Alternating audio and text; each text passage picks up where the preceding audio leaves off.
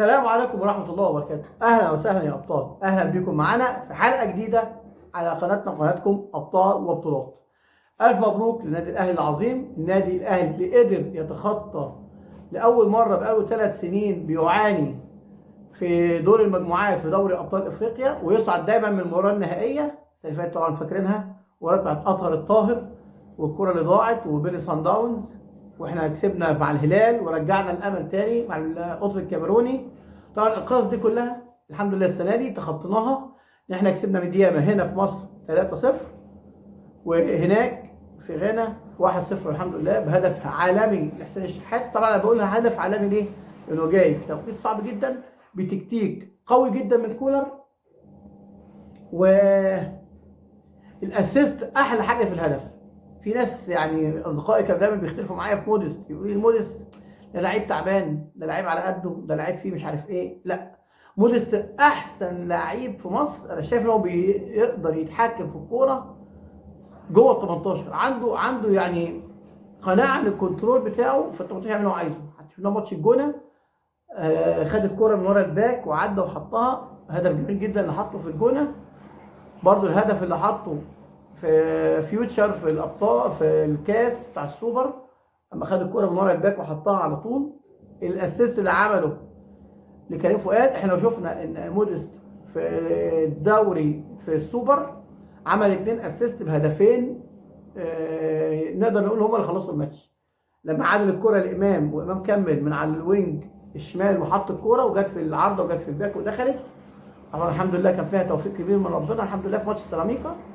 الماتش كان صعب جدا ومحدش يقدر يقول ان الماتش ما كانش صعب. الهدف اللي عمله كريم فؤاد الهدف الرابع، وزي ما بيقولوا كده رصاصة الرحمة اللي خلصت كل حاجة مع فيوتشر. الكرة اللي حطها بالهيد عدت الباك وكريم فؤاد كمل وحطها. ماتش امبارح الاساس اللي خده ولف بالباك وسندها لحسين، وحسين ما شاء الله دخل كملها على طول بشماله وراحت على طول الحمد لله في البعيده. الجون ما لحقهاش يوقفها، لمست ايده ودخلت. طبعا هدف امبارح قتل المجموعه.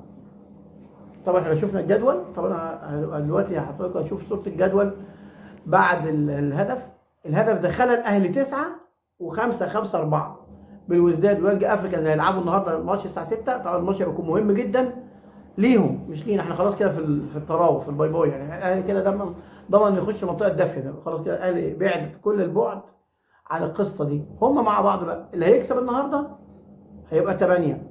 طب النهارده لو 8 يبقى فاضل له ماتش. لو شباب الوزداد هيلاعب ميدياما على ارضه، وكده كده خلاص ميدياما خرج.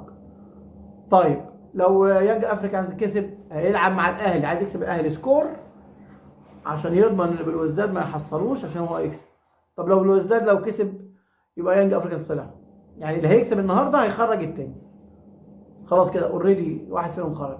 طب لو اتعادلوا هيبقى يستنوا الماتش النهائي اللي بالوزداد عايز يكسب سكور كبير عشان يصعد مع الاهلي، او يانج افريكانز يكسب سكور الاهلي سكور كبير عشان يصعد مع الاهلي. كده كده الاهلي صاعد واللي هيحصله يحصله. خلاص كده خلصت. طبعا تاني بشكر كل اصدقائي اللي على الفيسبوك، اللي على الواتساب، اللي على التليفونات، اللي على الصفحه، اللي كلموني لما القناه توقفت الفتره الطويله دي حوالي 50 يوم زي ما قلت لكم بسبب مشاكل في التقنيه والتليفون اللي ضاع، وكان بعمل شويه حاجات كده في ترتيبات القناه. والحمد لله رب العالمين عوده حميده ان شاء الله، وان شاء الله كل يوم في جديد، وان شاء الله فيديو هيعجبكم جدا جدا. تابعونا وان شاء الله هتلاقوا كل جديد. موديست وياسر وشوبير وامام في وجهه نظري متواضع اكبر وافضل 4 امبارح في الماتش. الشوط الاولاني للناس اللي ما تابعتش الماتش، الشوط الاولاني الاهلي كان مضغوط عليه جدا.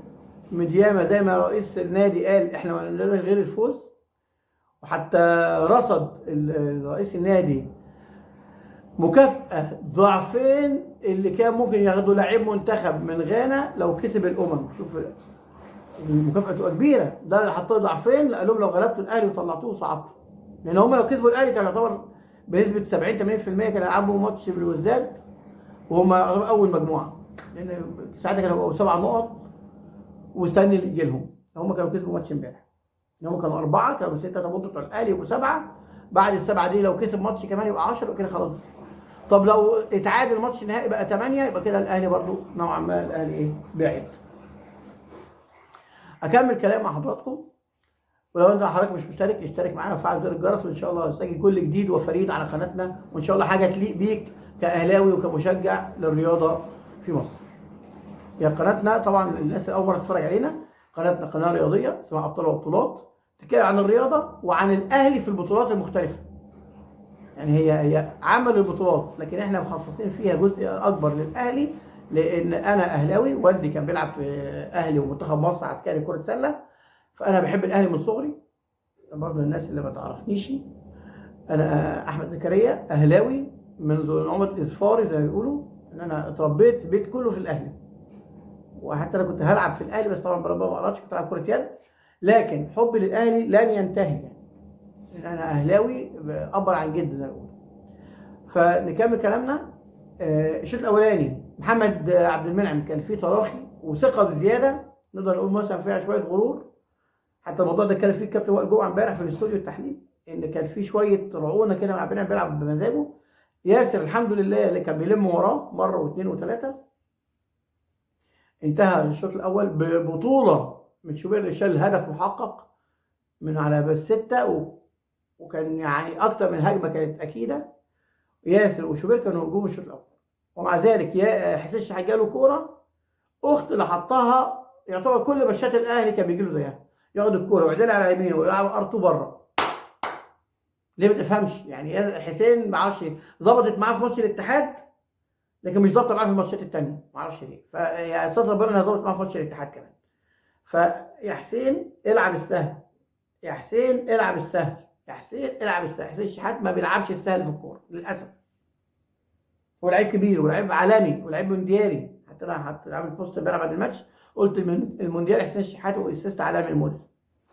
فاحنا كفريق اهلي لازم الفرص دي نعمل. طبعا اهم حاجه في الفرص دي في حاجه، يعني نقطه مضيئه جدا حصلت في الماتش امبارح، هقول لكم عليها لما نوصل لها. الشوط الاولاني هجوم طاغي من ميدياما، والاهلي بيدافع وبيقفل وبيلعب على المرتده، جاله كورتين، واحده موديس شاطها بره، وتاني حسين الشحات اتعادل هو والجون وحطها برده بره. للاسف دي لو كانت دخلت كانت خلاص تحددت. المهم الشوط الثاني الاهلي عمل مرتده، قطع كوره السوليه راح حاططها، موديست بحرفنه بصراحه لعيبه، وعاجبني قوي موديست في موضوع الايقاف والكوره والتوقيف والحاجات دي والاسيستات والكلام ده. عدل الكوره وحطها لحسين، حسين على طول بطن رجله في البعيده على شمال الحارس لمسها بس ما وقفتهاش، الحمد لله دخلت.